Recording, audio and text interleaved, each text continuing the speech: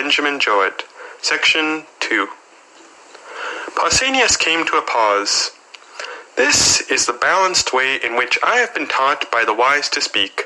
And Aristodemus said that the turn of Aristophanes was next, but either he had eaten too much, or from some other cause he had the hiccough, and was obliged to change turns with Eryximachus, the physician, who was reclining on the couch below him.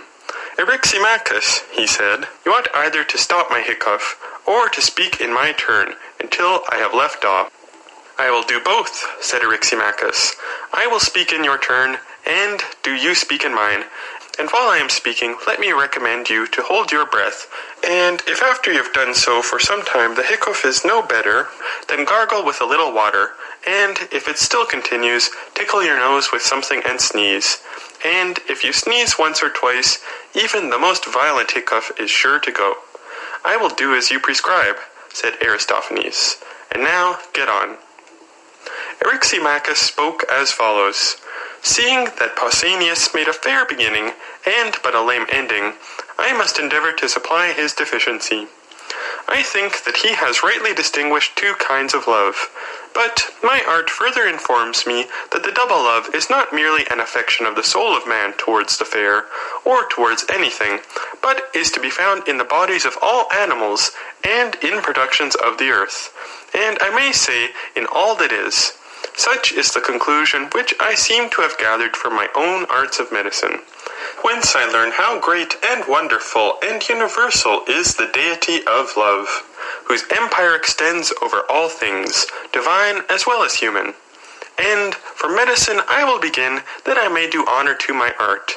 There are in the human body these two kinds of love, which are confessedly different and unlike, and being unlike, they have loves and desires which are unlike. And the desire of the healthy is one, and the desire of the diseased is another. And as Pausanias was just now saying that to indulge good men is honourable, and bad men dishonourable, so too in the body, the good and healthy elements are to be indulged, and the bad elements and the elements of disease are not to be indulged, but discouraged. And this is what the physician has to do. And in this the art of medicine consists, for medicine may be regarded generally as the knowledge of the loves and desires of the body, and how to satisfy them or not.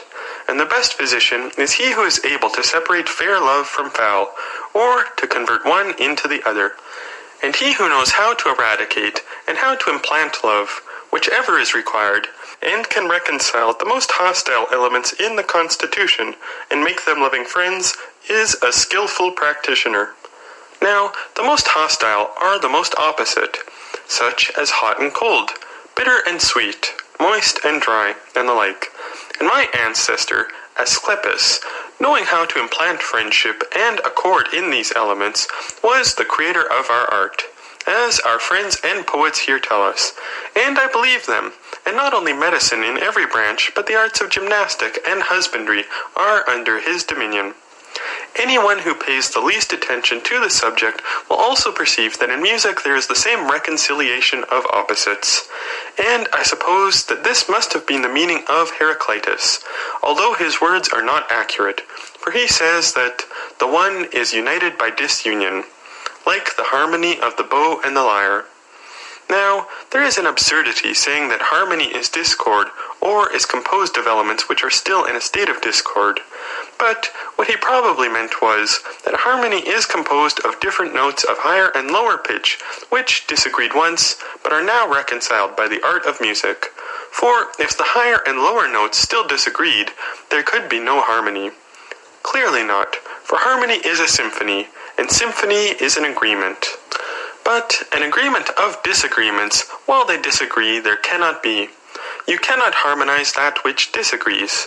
In like manner, rhythm is compounded of elements, short and long, once differing and now in accord, which accordance, as in the former instance, medicine, so in all these other cases, music implants, making love and unison to grow up among them. And thus music, too, is concerned with the principles of love in their application to harmony and rhythm. Again, in the essential nature of harmony and rhythm, there is no difficulty in discerning love, which has not yet become double. But when you want to use them in actual life, either in the composition of songs, or in the correct performance of airs or meters composed already, which latter is called education, then the difficulty begins, and the good artist is needed. Then the old tale has to be repeated of fair and heavenly love, the love of Urania, the fair and heavenly muse, and of the duty of accepting the temperate, and those who are as yet intemperate only that they may become temperate, and of preserving their love, and again of the vulgar polyhymnia, who must be used with circumspection, that the pleasure be enjoyed, but may not generate licentiousness, just as in my own art it is a great matter so to regulate the desires of the epicure, that he may gratify his tastes without the attendant evil of disease.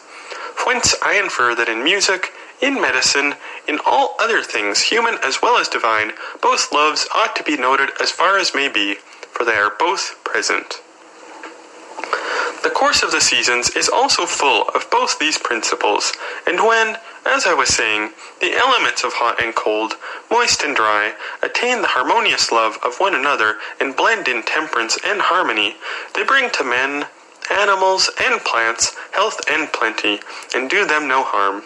Whereas the wanton love, getting the upper hand and affecting the seasons of the year, is very destructive and injurious, being the source of pestilence, and bringing many other kinds of diseases on animals and plants.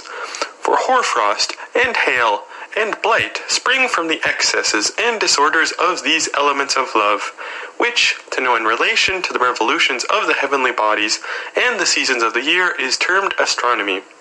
Furthermore, all sacrifices and the whole province of divination, which is the art of communion between gods and men, these, I say, are concerned only with the preservation of the good and the cure of the evil love. For all manner of impiety is likely to ensue if, instead of accepting and honoring and reverencing the harmonious love in all his actions, a man honors the other love, whether in his feelings towards gods or parents, towards the living or the dead. Wherefore the business of divination is to see to these loves and to heal them. And divination is the peacemaker of gods and men, working by a knowledge of the religious or irreligious tendencies which exist in human loves. Such is the great and mighty, or rather omnipotent force of love in general, and the love, more especially, which is concerned with the good, and which is perfected in company with temperance and justice, whether among gods or men, has the greatest power, and is the source of all our happiness and harmony, and makes us friends with the gods who are above us, and with one another. I dare say that I too have omitted several things which might be said in praise of love, but this is not intentional, and you, Aristophanes, may now supply the omissions, or take some other line of commendation, for I perceive that you are rid of the hiccough. Yes, said Aristophanes, who followed, the hiccough is gone. Not, however, until I applied the sneezing, and I wonder whether the harmony of the body has a love of such noises and ticklings, for I no sooner applied the sneezing than I was cured. Eryximachus said, Beware, friend Aristophanes, although you are going to speak, you are making fun of me, and I shall have to watch and see whether I cannot have a laugh at your expense, when you might speak in peace. You are right, said Aristophanes, laughing. I will unsay my words. But do you please not to watch me, as I fear that in the speech which I am about to make, instead of others laughing with me, which is to the manner born of our muse, and would be all the better, I shall only be laughed at by them. Do you expect to shoot your bolt and escape, Aristophanes? Well, perhaps, if you are careful and bear in mind that you will be called to account, I may be induced to let you off. Aristophanes professed to open another vein of discourse. He had a mind to praise love in another way, unlike that either of Pausanias or Eryximachus. Mankind, he said, judging by their neglect of him, have never, as I think, at all understood the power of love. For, if they had understood him, they would surely have built noble temples and altars, and offered solemn sacrifices in his honor. But this is not done, and most certainly ought to be done, since of all the gods he is the best friend of men, the helper and the healer of the ills, which are the great impediment to the happiness of the race. I will try to describe his power to you, and you shall teach the rest of the world what I am teaching you. In the first place, let me treat of the nature of man and what has happened to it. For the original human nature was not like the present, but different. The sexes were not two as they are now, but originally three in number. There was man, woman, and the union of the two, having a name corresponding to this double nature, which had once a real existence, but is now lost, and the word androgynous is only preserved as a term of reproach. In the second place, the primeval man was round, his back and sides forming a circle, and he had 4 hands and 4 feet, one head with 2 faces, looking opposite ways, set on a round neck, and precisely alike, also 4 ears, 2 privy members, and the remainder to correspond.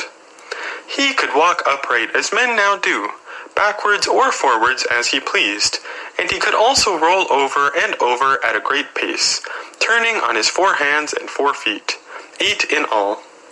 Like tumblers going all over and over with their legs in the air, this was when he wanted to run fast.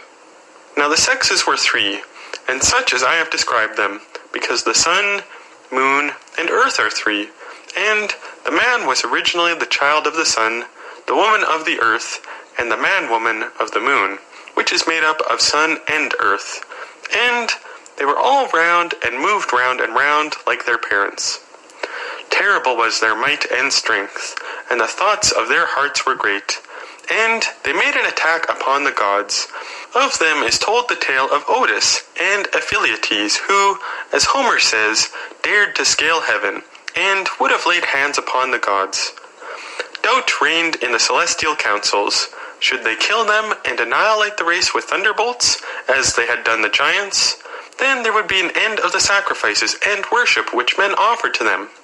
But, on the other hand, the gods could not suffer their insolence to be unrestrained.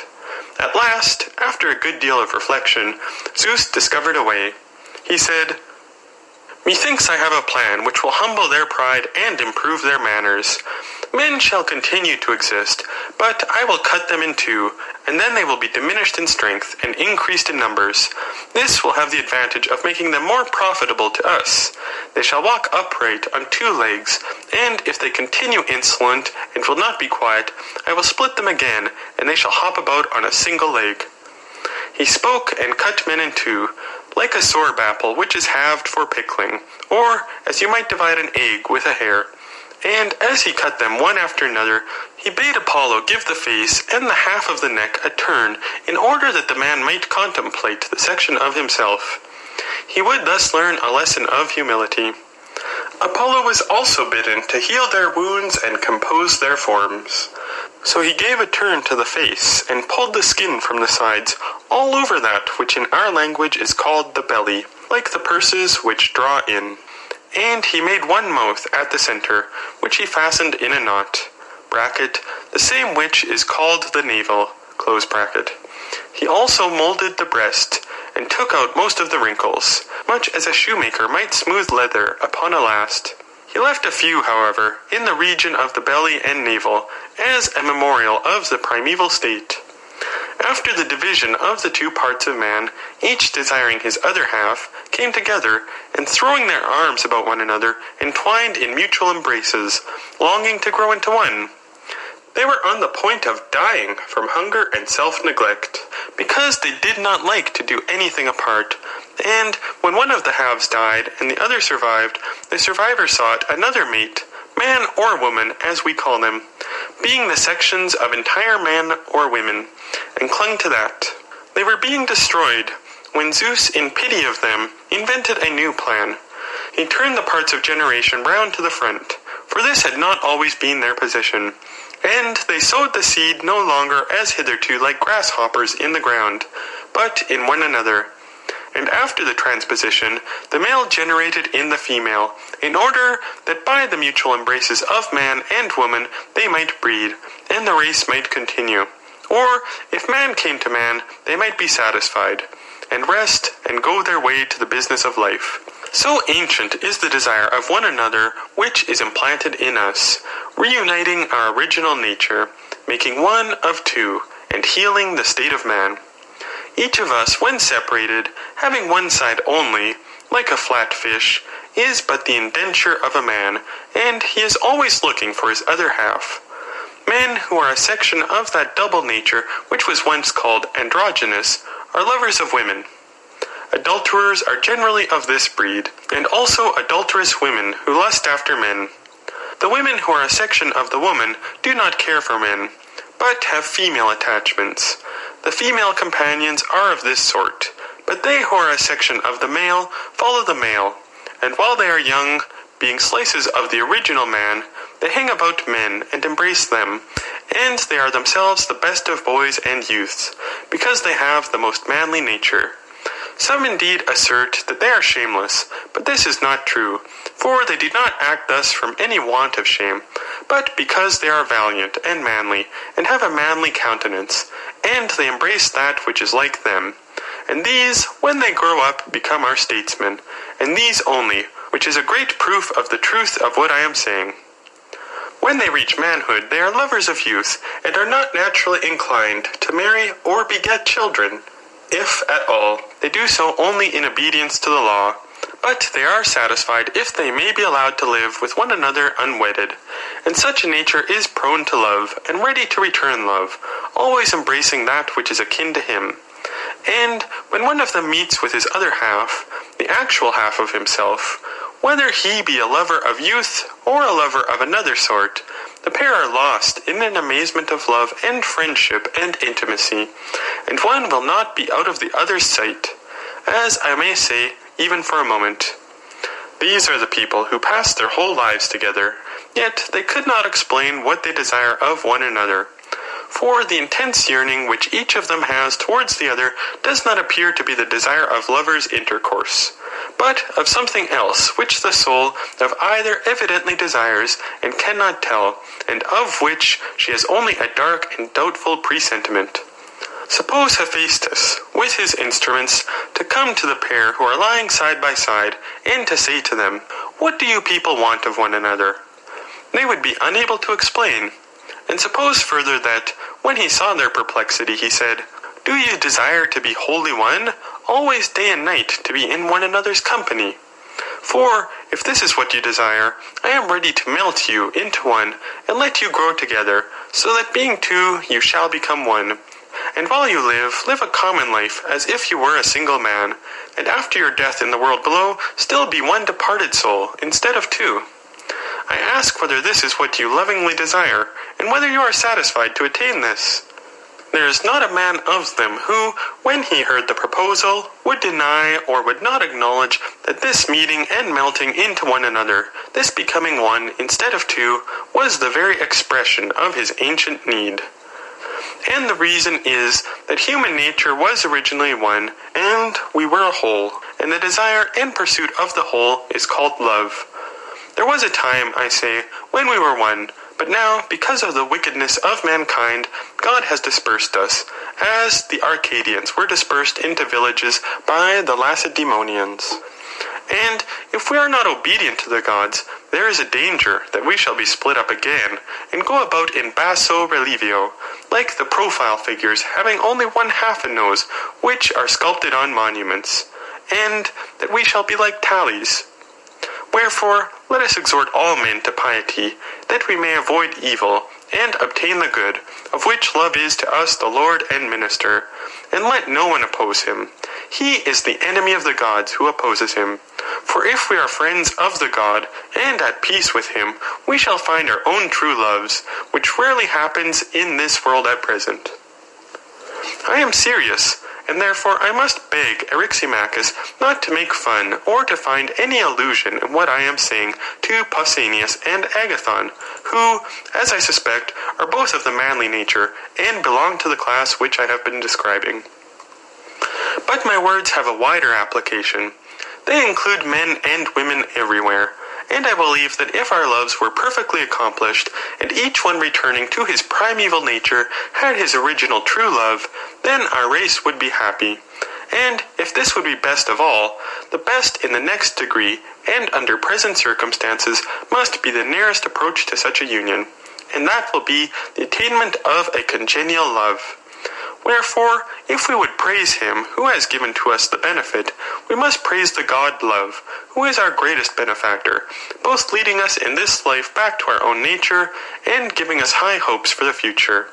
For he promises that if we are pious, he will restore us to our original state, and heal us, and make us happy and blessed.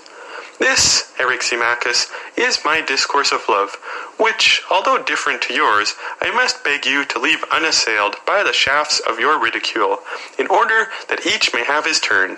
Each, or rather either, for Agathon and Socrates are the only ones left.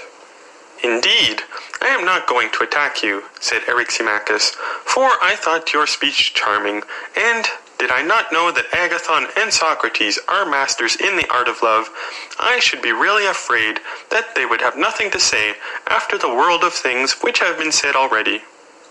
But for all that, I am not without hopes.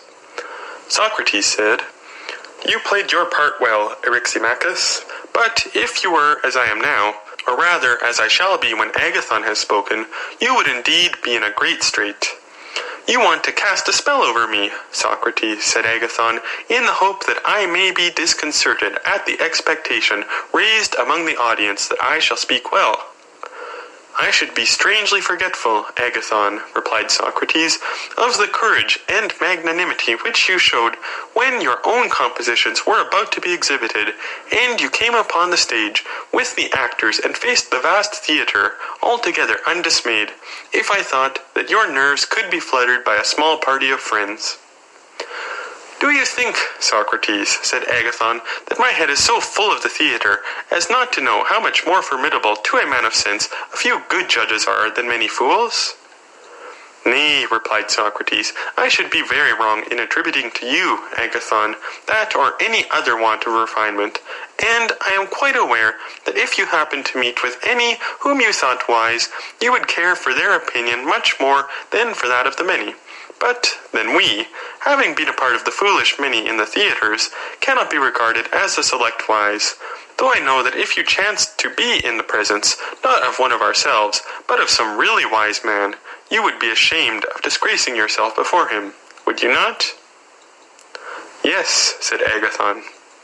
But before the many you would not be ashamed, if you thought that you were doing something disgraceful in their presence?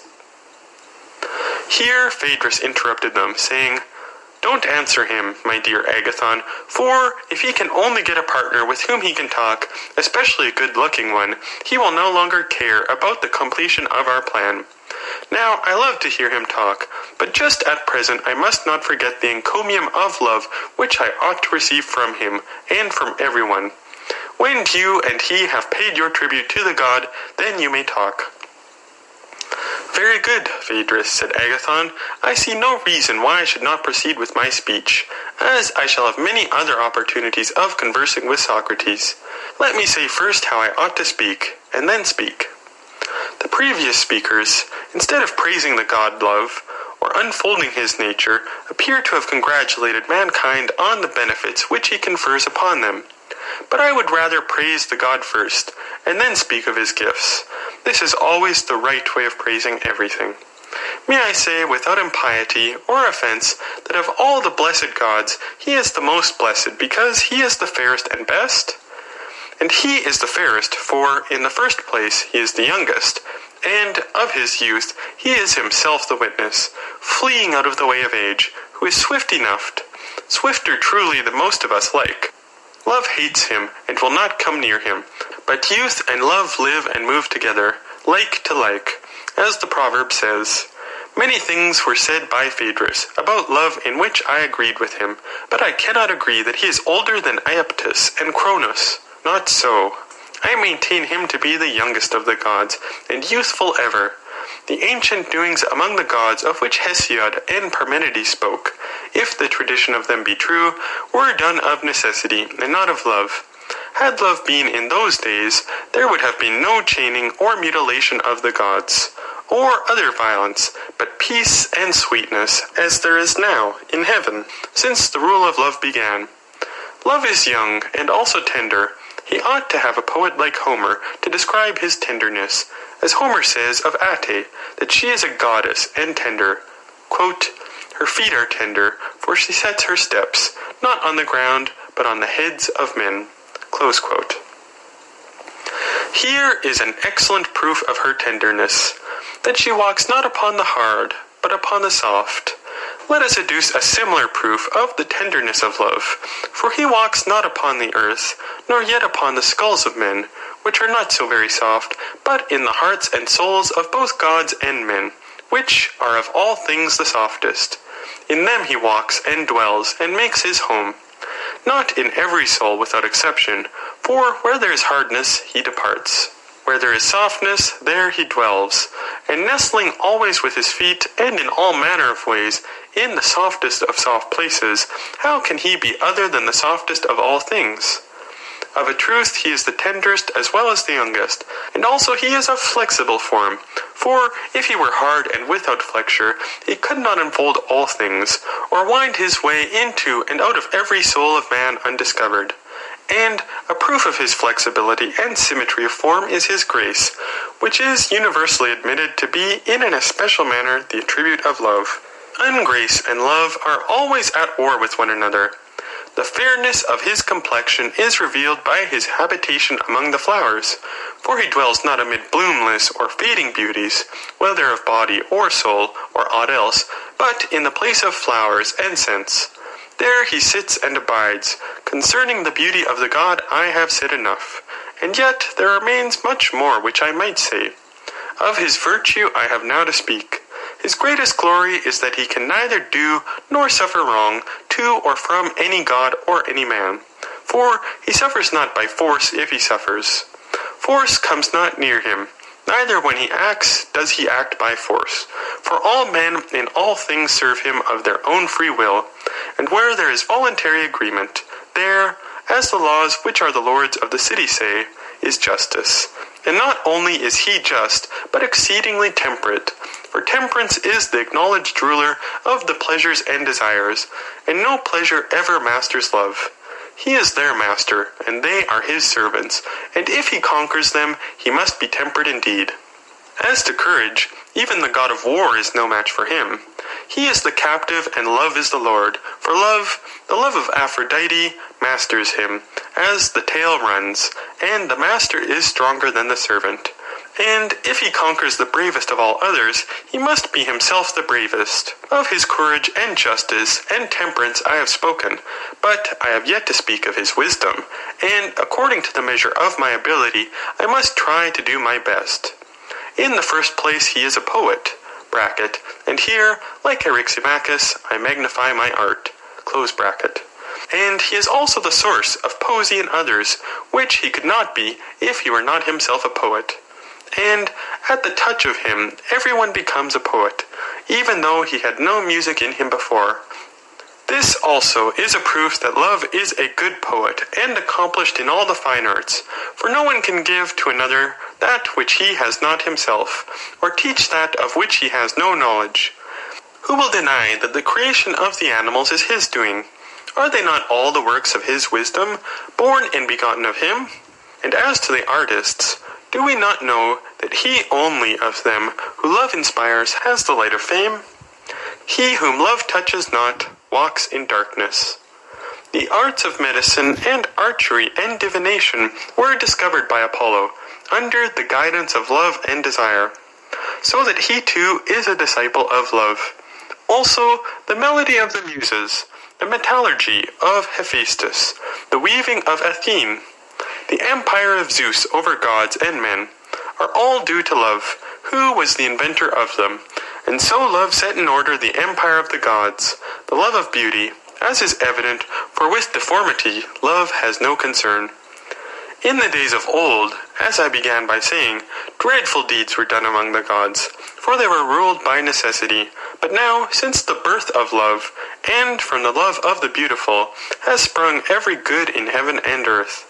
Therefore, Phaedrus, I say of love that he is the fairest and best in himself, and the cause of what is fairest and best in all other things. And there comes into my mind a line of poetry in which he is said to be the god who, quote, gives peace on earth and calms the stormy deep, who stills the winds and bids the sufferer sleep.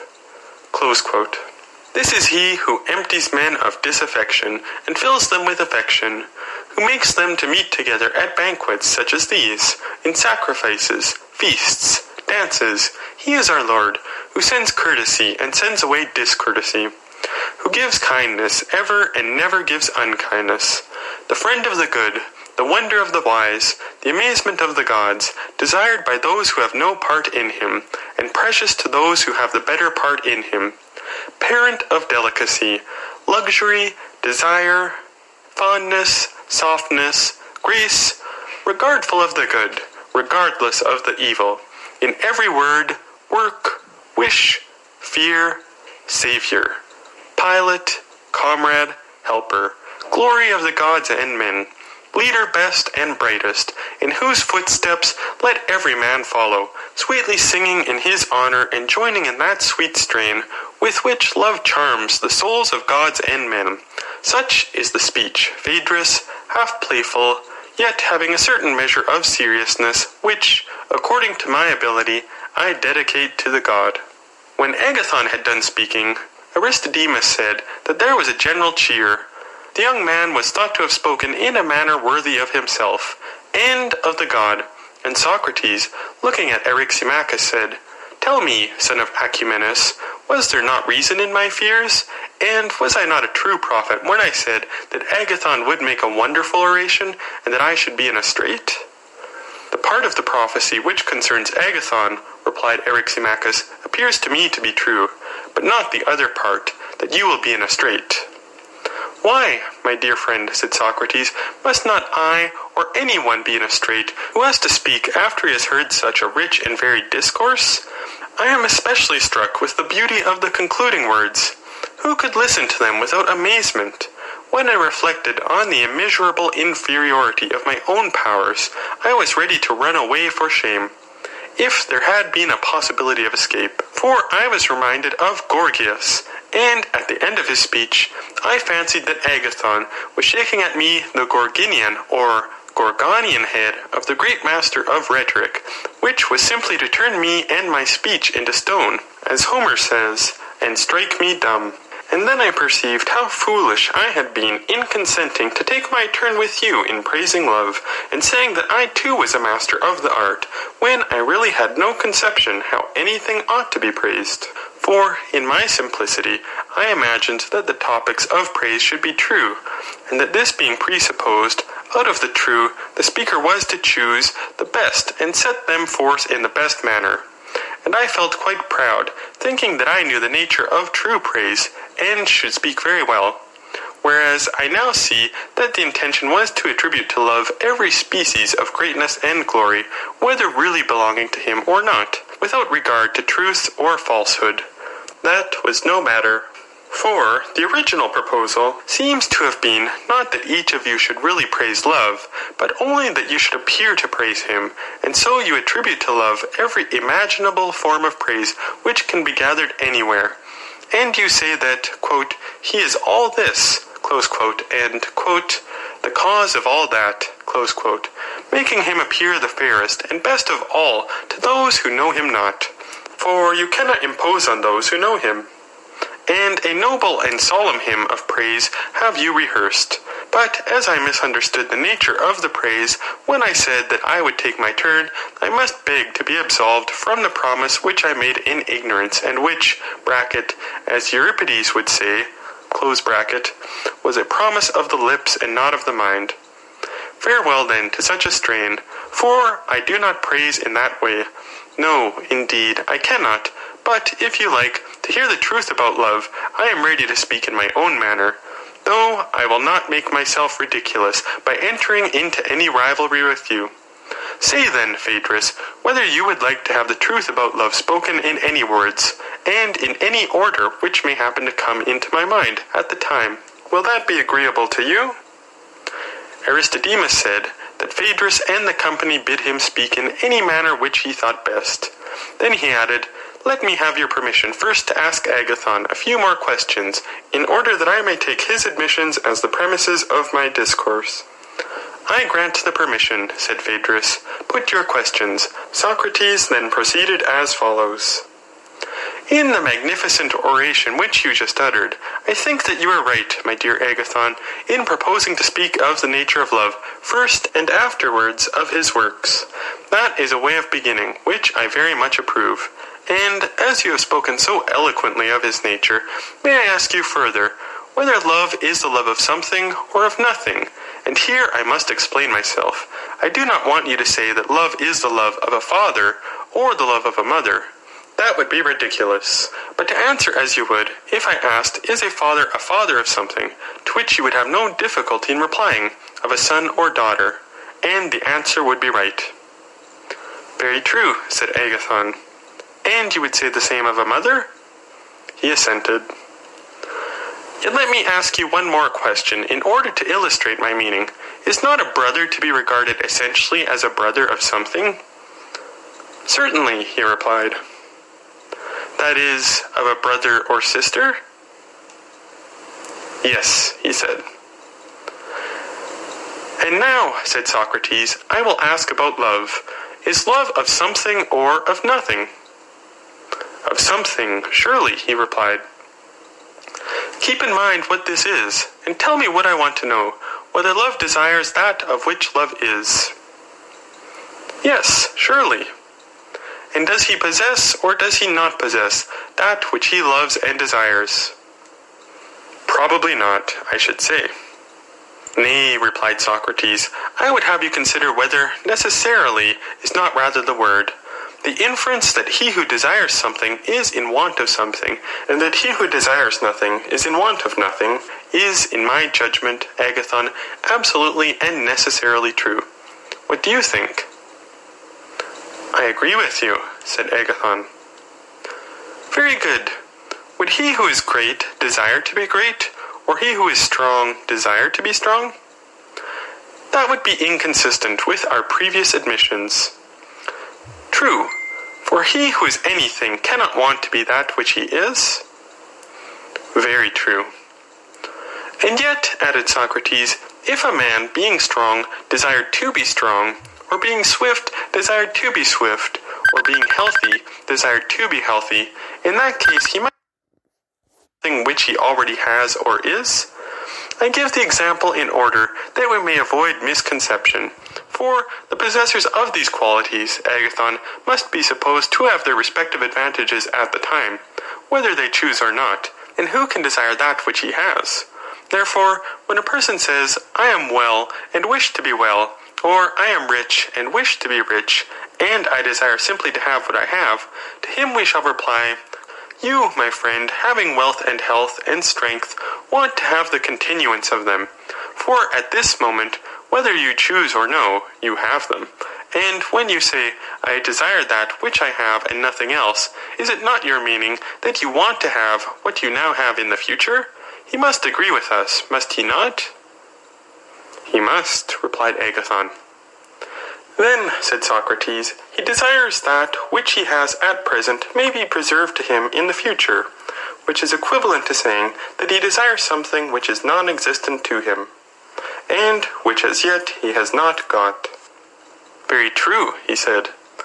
Then he and everyone who desires that which he has not already, and which is future and not present, and which he has not, and is not, and of which he is in want. These are the sort of things which love and desire seek. Very true, he said. Then now, said Socrates, let us recapitulate the argument. First, is not love of something, and of something too which is wanting to a man? Yes, he replied. Remember further what you said in your speech. Or, if you do not remember, I will remind you. You said that the love of the beautiful set in order the empire of the gods. For that of deformed things there is no love. Did you not say something of that kind? Yes, said Agathon. Yes, my friend, and the remark was a just one. And, if this is true, love is the love of beauty, and not of deformity? He assented. And the admission has been already made that love is of something which a man wants and has not? True, he said. Then love wants and has not beauty? Certainly, he replied. And would you call that beautiful which wants and does not possess beauty? Certainly not. Then would you still say that love is beautiful? Agathon replied, I fear that I did not understand what I was saying. You made a very good speech, Agathon, replied Socrates, but there is yet one small question, which I would fain ask. Is not the good also the beautiful? Yes. Then, in wanting the beautiful, love wants also the good? I cannot refute you, Socrates, said Agathon. Let us assume that what you say is true. Say rather, beloved Agathon, that you cannot refute the truth, for Socrates is easily refuted. End of section 2.